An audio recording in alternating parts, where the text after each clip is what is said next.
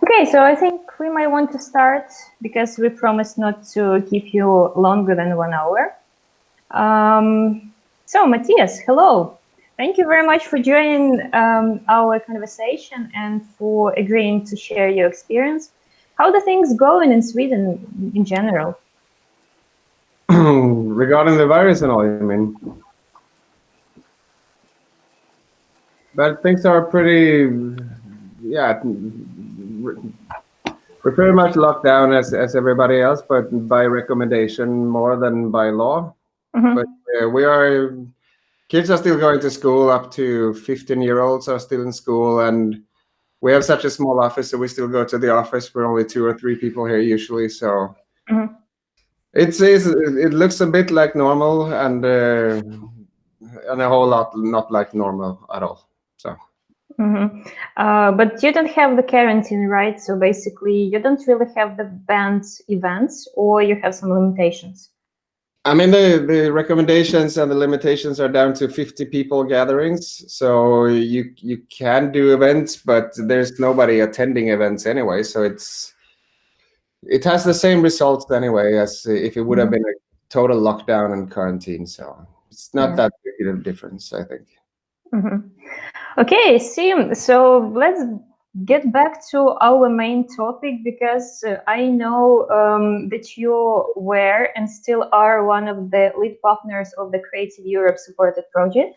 But before that, could you please tell us a little bit more about your experience? So basically what you do for a living and how you ended up working with Creative Europe project.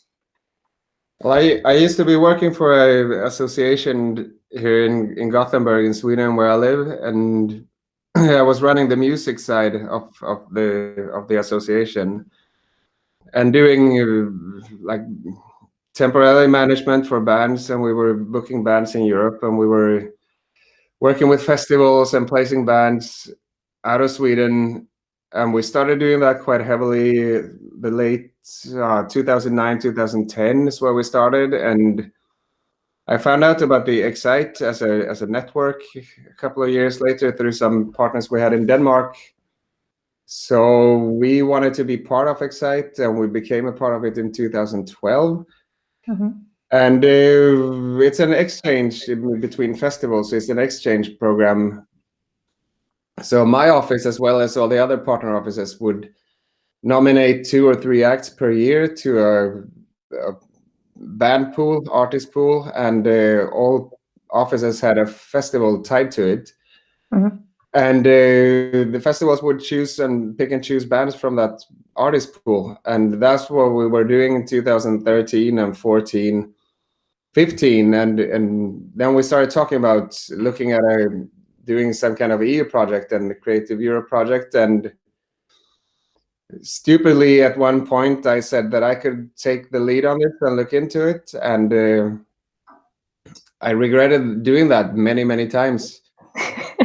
But yeah, we did it, and we got some support from the culture board within our region to get a external company involved in writing the project, and then we just did it, and we got the project accepted in late 2017. We started, and we ran for 2 years. So we're finalizing the bits and pieces on the report now. So we're past the project now. We're not in the project of Creative Europe anymore, even though Excite as a network is still carrying on. So basically, a very important thing which I've heard from you is that the network existed before you applied, because a lot of applicants they still believe that they might find partners and apply together, and they can do it very easily and fast. So what is your recommendation, first of all, to be part of some kind of network related to your sphere of art, and then it's much easier, or it's pretty okay to find partners for the project itself? Well, I only have my experience, and my experience and our experience is that we worked together for years before we applied throughout Creative Europe. And I mean, I can't compare it to not being working that model anyway. So I wouldn't really know, but I think it gave us some strength in the application, and we also got some really good feedback on it. I mean, the sustainability of Excite was not dependent on getting the project funding or not. We would still carry out the Excite activities anyway. So I mean, I can't really compare it, but just being active in Europe, I occasionally get those emails where somebody in Belgium or Ukraine or wherever emails me and says, there's a deadline on Monday. We need one more partner, and please come aboard on our project. And I don't know, I mean, if you have a good enough idea, but I think the strength of the project is based on the strength of the partners. So I think it's better if you know your partners really well before entering a possible shit pool, as a project is. So I think it's better if you know your partners really well before, engaging. And I think that goes if you want to get married as well. Yeah.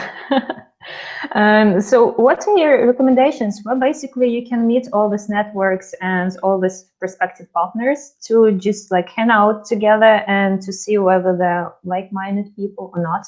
So any recommendation where to find them? I think if you are kind of if you're planning on doing a project, you're probably, I mean, a Creative Europe level project, I think you probably have some experience in that field in which you are going to apply anyway. And if you have that experience in that field, you probably already know what kind of partners that are doing similar things in other countries, or you heard of experiences that somebody had with other partners or people in other countries. So I think the possible partners is probably already on your wavelength, so you could just find them if you put some time and effort into it. You probably already know, even if you don't know, you probably already know in the back of your mind if you think about it. I think, anyway. Mm-hmm. So basically the recommendation might help, and the word of mouth, and possibly your first network, which you already have at the moment, right? Yeah, I mean, when we started doing shows outside of Sweden, the logical step for us would be to try to find partners in Denmark, and we did. And by those partners that we just regular shows, I'm not talking about Excite now. We're just putting bands on tour outside of Sweden, and in Denmark, it just happened. So because of those shows, we got in touch with the Danish partner of Excite, and through him, we got in touch with other partners of Excite, and then it was an easy step to become involved more with Excite and become a partner of the network. Mm-hmm. And since we did all that work together and all this like ongoing emails, and there was always some festival going on and some bands are going somewhere, and then we kind of knew that we had a project there. We just needed to put it down on paper and add some good things on that we couldn't do without the support and from Creative Europe, and that's how it kind of evolved into the project. The Creative Europe was never a goal in itself for us. It's not like we planned, if we can get those pieces together, we can apply for some funding from the EU. We were doing things anyway, and it was working pretty well, and we just kind of ended up being like on the front steps, on the door, outside the door of Creative Europe, basically. Mm-hmm. So how many countries did Excite had? In general, you had 9 countries, right? If I'm not mistaken. Yeah. So it was from the very beginning 9 countries, or somebody were left aside? Oh no, it's way less. I think and I wasn't part of starting Excite. I think it started 2007 or 8 or something, maybe 8, 9, by 2 partners, and I think it was the Belgians and the Scottish partners that were the first ones, and then the Dutch and the Danish became partners after that. So when we entered Excite, we were number 5, mm-hmm.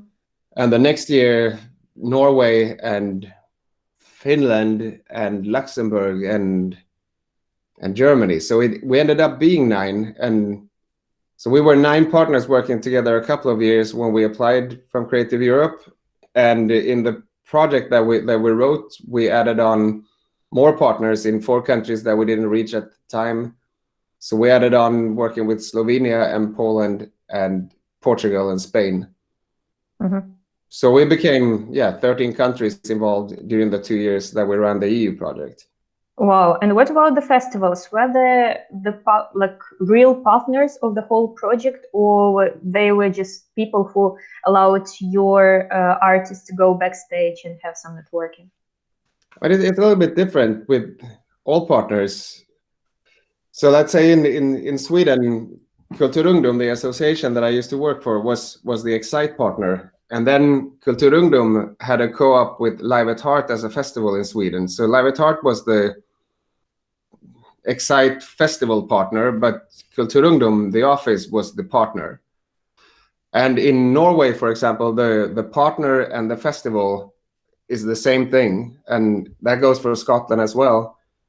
It's all different, but there's 9 partners and 9 festivals anyway. And for those 4 that we added on for the Creative Europe application, they were kind of the same. They were running their festivals. So that was more that we aimed to get the festivals in so we could have a bigger spread of the talent from the 9 countries. And that's how we ended up approaching festivals. We wouldn't have done that if it wasn't for the application. Otherwise, we would be spinning on the 9 partners and the 9 partner events, I think.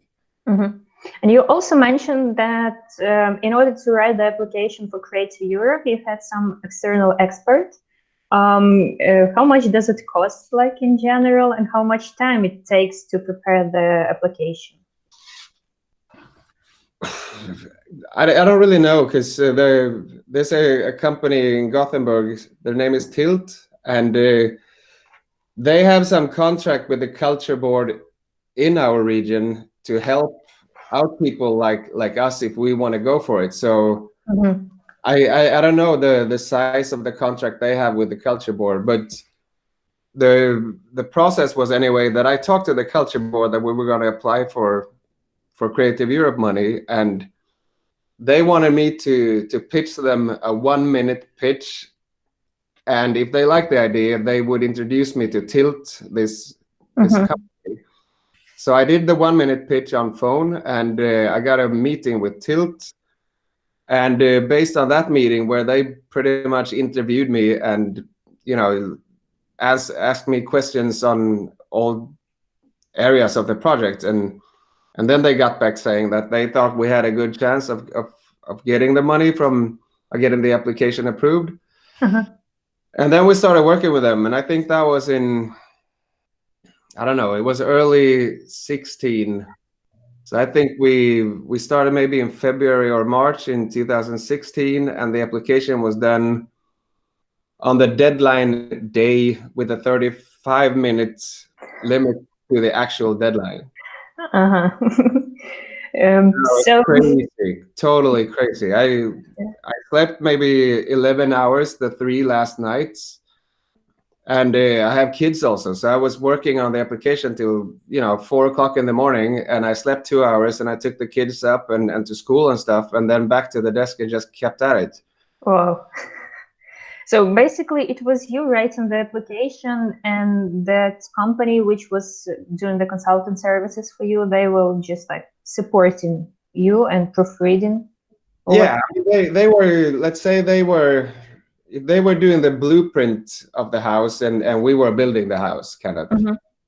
So I would have a meeting with them maybe once a month, and they would go through with me that, well, until next month, you need to have those things in place, and they would throw out some Google Docs for us, and I would distribute them to our partners, and everybody would have to answer the Google Docs forms that they provided. And we kind of thought in the beginning that they were just trying to assess what kind of organizations that was part of Excite. But then I kind of understood that they were building the content on which the application would be made up on by those Google Docs. So they gave us new tasks, and then we handed them in, and then we evaluated them with Tilt, or I did with Tilt, and then we got new tasks, and And then at the end, let's say, I mean, it was mid-November somewhere where the application was done. And I think I met them a couple of times the last couple of months, and then they kind of structured it and copy pasted bits and pieces and rewrote bits and pieces for that section and that section of the application.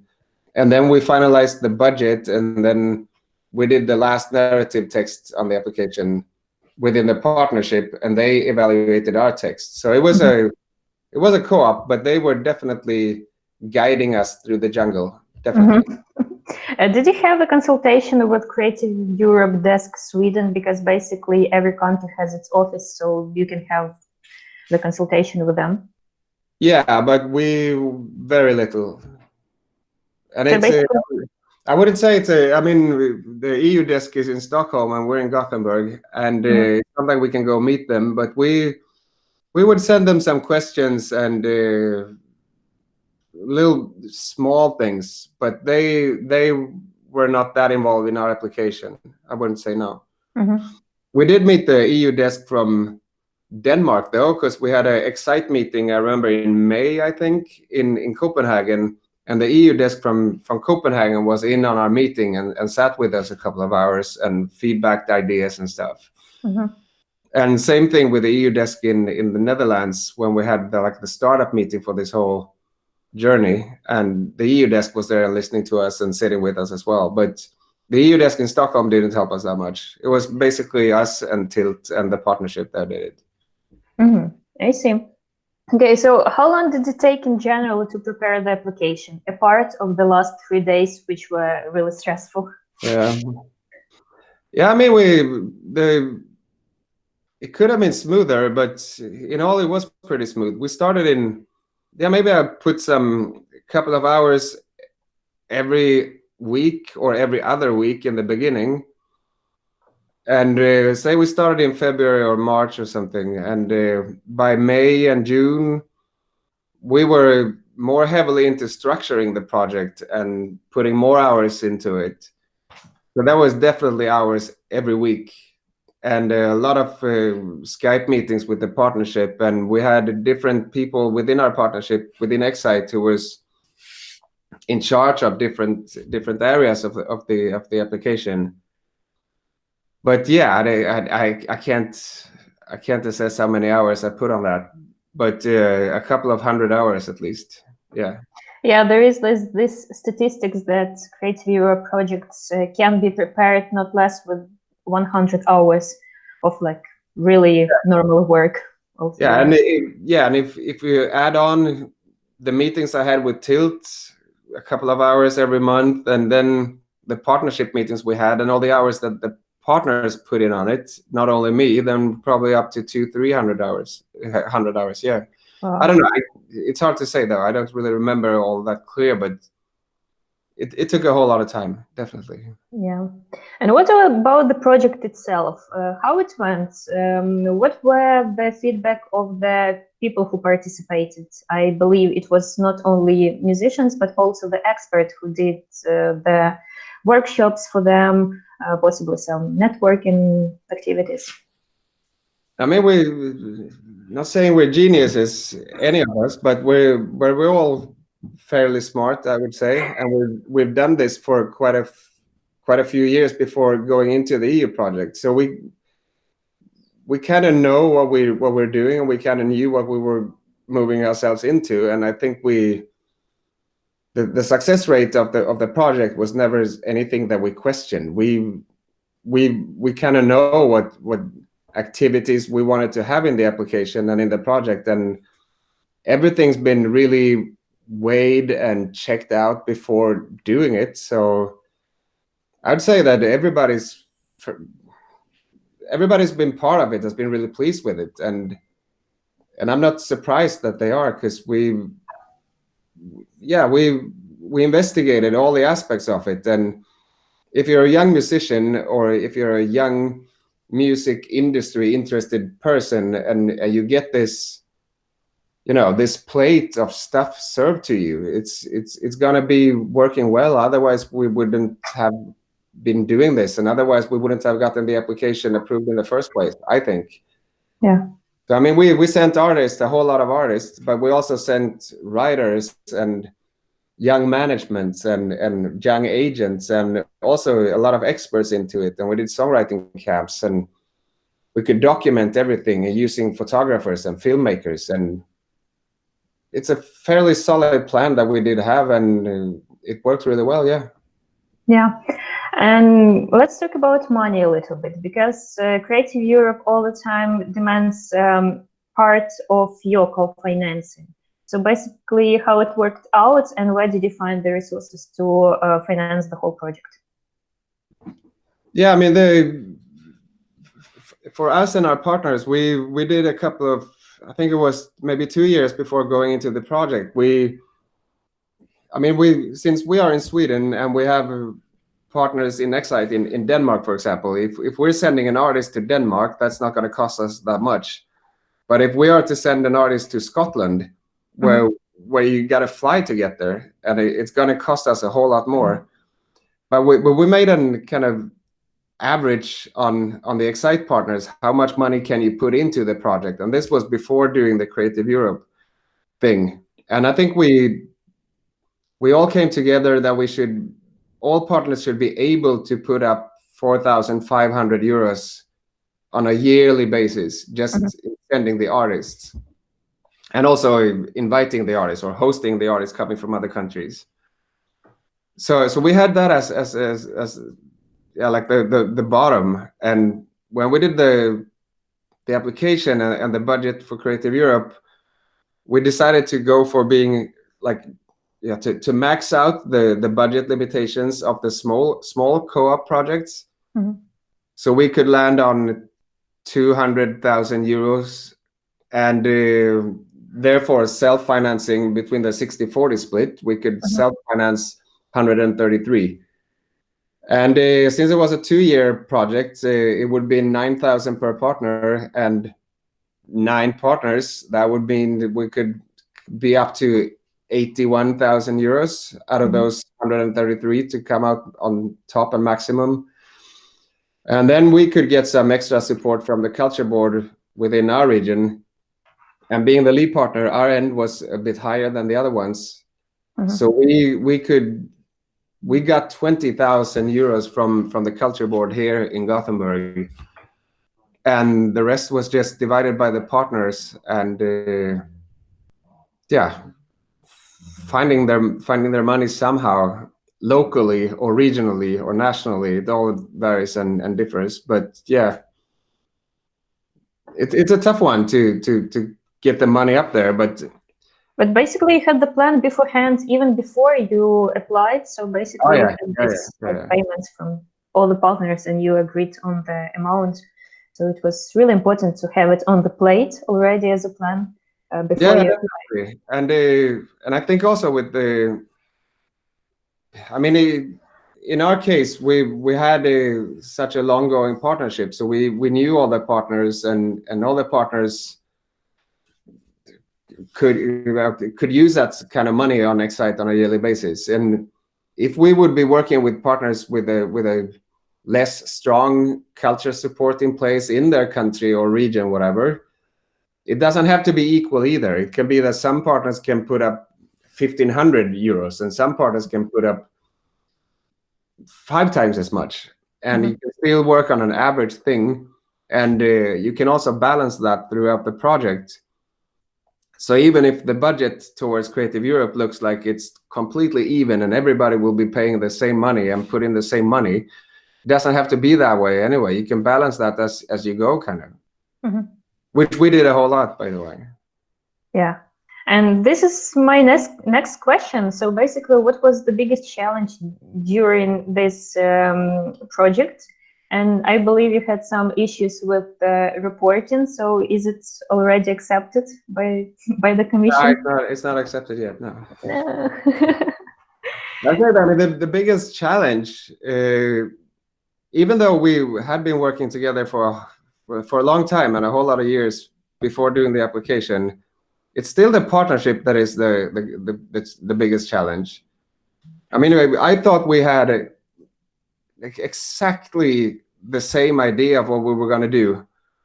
We had discussed that in meetings, that the exchange of the festival exchange, that is like the core business of Excite since before. And we should keep that up, and we should have a way better communication plan and a media strategy. And we should film events, and we should photo our events, and we should have a better flow on all content wise. And then we should add on these 4 associated festivals in Poland, Slovenia, Portugal, and Spain, as I mentioned, and also do a showcase at Reeperbahn both of the years, and also do a talent development camp each summer of these 2 years. And that was the plan, and everybody was clear on that. And then when being halfway in the process of applying, it seemed that this wasn't clear to everybody as I thought it was. And I don't know if it's that we as a lead partner moved too fast, so we hadn't talked about it enough and convincing everybody enough that this is the best way to go at it. I don't know, but it was a whole lot of, oh fuck, they're not on board with this. This country's partner or that country's partner is not knowing what we're gonna do, and that took a setback of like 2 weeks to convince that partner that this is the best way to go at it. And it comes down to knowing your partners and being on the same page and being really clear on what being on the same page actually means.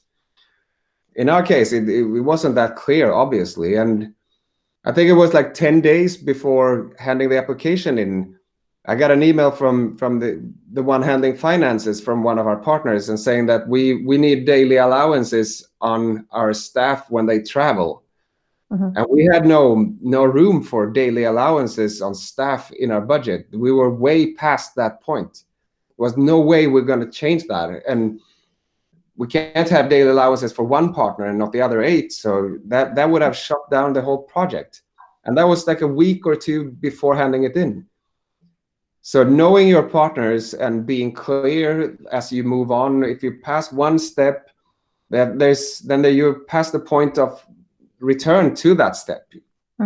So the partnership is the absolute most important thing, the biggest challenge as well.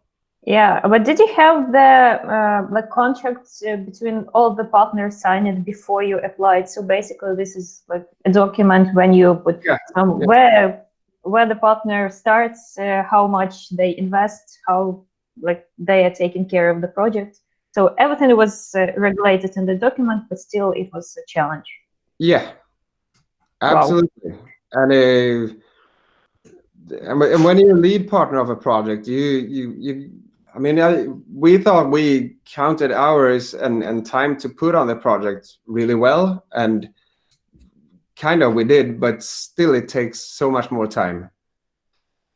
And I could get an email from some of our partners who is waiting answer from some other of our partners because they have a festival exchange going on or something, and we've been partners and we've been extremely equal and transparent as a network since we started. And then I don't like the idea of being in charge of basically anything anyway, but in this case, not at all. And then I had to talk to people, and you got to answer that email. You have to, and it's tricky being the lead partner, and I guess it's tricky being partners anyway, but still, it's the biggest challenge is in the partnership. As long as you know that everybody's on board, then it's fine, but you come to crossroads anyway. I think it was fairly tough sometimes, definitely. Yeah. And are you still a part of Excite, or you don't want to work with all those people anymore? I'm out. Not because of that, though. I mean, we started a different business called Westside Music Sweden during that same period that we had the project. So I remained being an employee at Kультурних, the association, who's the Excite partner. So I remained employed to run the project, but at the same time we started up this business called Westside Music Sweden. So I'm here now in full time, and I'm not working with Excite anymore. But if otherwise I would have, definitely. It's a great project, and it's built on nice partners and nice festivals, and it's a glorious event, I think. Mm-hmm. Cool. So before we go into the questions from our audience, can you just tell us a little bit more about your plans for this upcoming year? Because I remember that you were the jury member of Radio Aristocrats competition for the best Ukrainian album of 2019. And basically, I believe a lot of young musicians know about you at the moment and about Viva Sounds. So what are your plans regarding the events and general music development in your country? I mean, we started the company last year, and the core business of Westside Music Sweden is exporting music and placing bands and artists at different live events outside of Sweden and in Europe and in other continents as well, and which is basically the worst business idea anyone can have right now.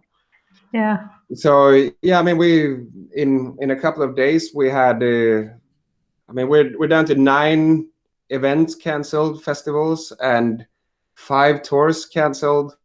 Hello. So the whole spring program is canceled, and we lost a lot of money that we had invested in those events, and some are rescheduled though. So let's hope the fall comes in place as planned. But we also do the talking series. We do panels here in Gothenburg on a monthly basis, and we invite people from other countries, and we can't do that now. So we're moving our panels online instead, and we're airing them on YouTube, and we're recording sessions with bands that we have canceled events with at venues in Gothenburg. Mm-hmm. And we really hope that the fall will be better, but it feels unlikely. But we have our event Viva Sounds end of year in December, supposedly the first weekend of December, and we hope we can do it. And we need it as an income also, and we want to keep the company on a certain level. We just don't want to be a small admin production place. We want to do live events. Yeah. So we really hope that that will come back, that life as we know it will come back and return. Yeah, but do you believe that this live concerts, recording online through Facebook, I don't know, YouTube, can be at least the replacement for now for a few months, and whether artists can at least somehow earn money with that, or just kind of the distribution instrument for them, and that's it? Yeah, I think it's we're not working with the ABBA and Roxette here. We're working with upcoming artists, and it's tough to monetize normal live shows for upcoming artists, and I think it's even harder for them to try to get some money out of doing Facebook streamings or YouTube clips. So you can use this period to just stay active and stay focused and up your online activity, but you can never replace live shows. You need the sweat, and you need the thumping to your ears from the bass drum, and you need the ringing in your ears on your way home, and you want to get drunk also. You can't do that at home checking Facebook streams. Well, I mean, you can, but it gets pathetic in a way. Yeah, that's true. Okay, so we have a dozen of people listening to us. So if any of you have the questions to Mаттhias, please write them in the chat to the right, or you can just turn on your microphone and write a question if you have any. And are you thinking of enrolling some new projects? I'm not talking about Creative Europe, but I believe it was a nice experience. And proving who is reliable and who is not. And what about spending this time to write some new applications to have some grants for the future periods? Yeah. Are you up for that? Still? Sure. I'd say though, I mean, we just, as we talked about that before, the report, the financial report, make sure to have time to do the financial report. It was the most ridiculous form I ever seen, and it took forever. And even though we were a small project, we had so many entries in this form that it took days. And you do that after the project is over, so there's no fun in it anymore. It's like cleaning up after the party in a really bad way. It was no fun at all. And our report was denied also, so we had to redo some parts of it, but I hope it will be accepted now. But make sure to have time for the reporting. It's hell. Yeah, but basically also supposed to have the accountant who's taking care of all the receipts and everything, right? Or you did it everything by yourself? Yeah, I mean, we at the association, we have a financial handler who takes care of it. But when doing the report, we did that together, and we had, I don't know. I mean, it's a lot of trips, it's a lot of parking receipts, a lot of dinners, a lot of everything that needs to go in there, a lot of backline rent, a lot of everything. And everything needs to be on its own entry in the document, which makes it kind of stupid, I think. It should be, there must be ways to make that more efficient and easy and faster to be handled. Okay, I see. So this is your last chance, guys, to put the questions over here. If you have any. If not, I would just say a great thank you for taking this chance to talk to us, to share your experience, because to coordinate 9 countries, it might be a really crazy project and experience, but also I believe some unforgettable moments and some definitely. Yeah, and some people and some nice artists who will get a lot from that project, because I was really lucky to visit one of your activities in the Netherlands, I believe 2 years ago during summertime. And all the musicians were so inspired, and they were so easygoing with the workshops and songwriting stuff, and also hanging around. So I believe this is how you become efficient in music industry. You have to know people, you have to be backstage to know how everything works. And I believe the idea behind the project was exactly about that, and it was really valuable. Yeah, really cool. Glad you liked it. Cool. So thank you very much for this talk, and wish you all the best, and stay healthy, stay safe, about it. Yeah, okay. So communication strategy. Any tips regarding dissemination of project results? Yeah, we had our Belgium partners was handling the communication part, and I think it's a good idea when doing a project the size we did, or bigger or even smaller, I think it's good to have different people being head of different areas of it. So we had the Belgians being part of the communication strategy, so they set up a form using Basecamp. So all the festivals should be prepared the same way. All the activities should be prepared in a way that they kind of dictated. And I would get an email directly from Basecamp that so you're 1 month before your festival, you should have this ready now, you should have that ready now. And after a while, you kind of learned how to use Basecamp and follow what they've done.